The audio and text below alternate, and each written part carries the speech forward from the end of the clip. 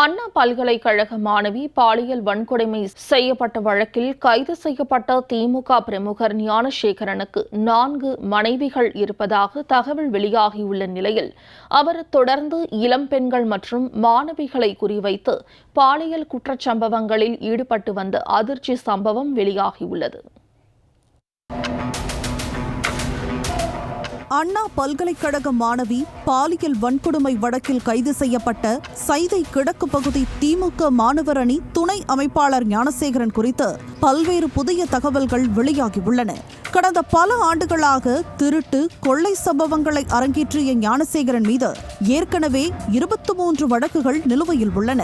இருப்பினும் ஆட்சியாளர்களின் தலையீட்டால் அவர் மீது நடவடிக்கை எடுக்காததால் அவர் சுதந்திரமாக குற்ற செயல்களை செய்து வந்துள்ளார். திமுக பிரமுகர் ஞானசேகரனுக்கு திருவண்ணாமலை மாவட்டத்தை சேர்ந்த கவிதா என்பவருடன் கடந்த 2010ஆம் ஆண்டு முறைப்படி திருமணம் நடைபெற்றுள்ளது. தொடர் திருட்டு சம்பவங்களில் ஈடுபட்டதால் ஒரே மாதத்தில் 15 முறை காவல்துறையினர் ஞானசேகரனின் வீட்டில் வந்து சோதனை செய்ததால் விரக்தியடைந்த கவிதா ஞானசேகரனை விட்டு பிரிந்து சென்றுள்ளார் என்பது தெரிய வந்துள்ளது. அதனைத் தொடர்ந்து இந்து மதத்திலிருந்து கிறிஸ்தவ மதத்திற்கு மாறிய ஞானசேகரன் அதே பகுதியில் உள்ள தேவாலயத்திற்கு சென்று வந்துள்ளார். அப்போது விக்டோரியா என்பவர் அறிமுகமாகி பெற்றோர் சம்மதத்துடன் அவரை 2வதாக திருமணம் செய்துள்ளார் ஞானசேகரன்.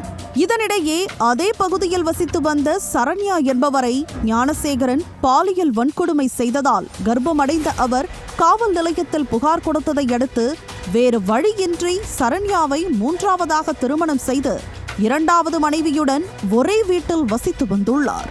திருட்டு சம்பவங்களில் ஈடுபட்டு வந்த நிலையில் திமுகவில் சேர்ந்த ஞானசேகரன் பிரியாணியை மொத்தமாக தயாரித்து பல்வேறு இடங்களில் சப்ளை செய்து வந்ததும் அவரது தொழிலை பார்த்துக் கொள்வதற்காக சென்னை அடையாறு ருக்மணி நகர் பகுதியைச் சேர்ந்த கணவனை விட்டு பிரிந்த சாயா என்பவரை பணியில் அமர்த்தியதாகவும் கூறப்படுகிறது.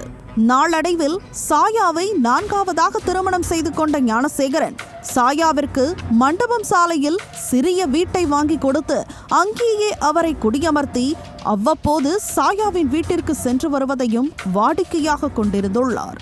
திருட்டு சம்பவங்கள் நிகழ்த்தும் போதே சம்பந்தப்பட்ட வீடுகளில் உள்ள இளம் பெண்களை பாலியல் வன்கொடுமை செய்துவிட்டு வருவதை ஞானசேகரன் வாடிக்கையாக கொண்டிருந்ததாகவும் அதிர்ச்சி அளிக்கும் தகவல் வெளியாகியுள்ளது.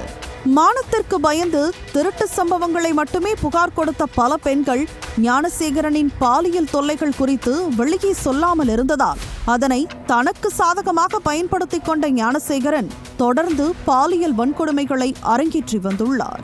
4 திருமணங்கள் செய்தும் அடங்காமல் இளம் பெண்கள் மற்றும் மாணவிகளை குறிவைத்து பாலியல் குற்றங்களில் ஈடுபட்டு வந்துள்ள ஞானசேகரன் குறித்து அடுத்தடுத்து வெளியாகும் தகவல்கள் அதிர்ச்சியை ஏற்படுத்தியுள்ளன.